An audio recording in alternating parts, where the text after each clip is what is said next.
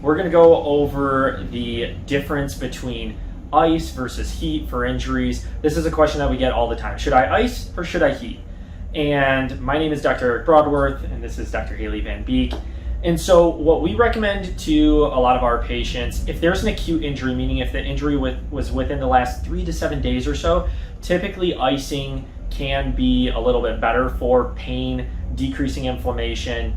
And we recommend a lot of times using the RICE method, so rest, ice, compression, and elevation, especially if you have a lot of swelling into that limb.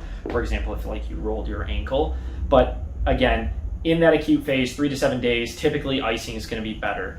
And Haley, what would you say about heat? So heat then would be probably a little bit better to do after that inflammation process that kind of happens within the first couple weeks. So maybe after day 7 would be best to try heat instead. Additionally, as you know, kind of time goes on with injury too and getting more into the chronic phase of things, heat might be more beneficial. Your body might like heat a little bit more. Heat often can help more so with decreasing muscle tension and soreness, so it's a great alternative if your body responds a little bit better to that.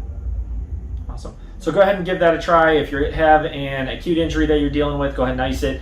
If it's been 7 days or a couple weeks, go ahead and give heat a try. And really, it's personal preference. You're typically not going to make anything worse by icing or heating, so both are very safe treatment methods.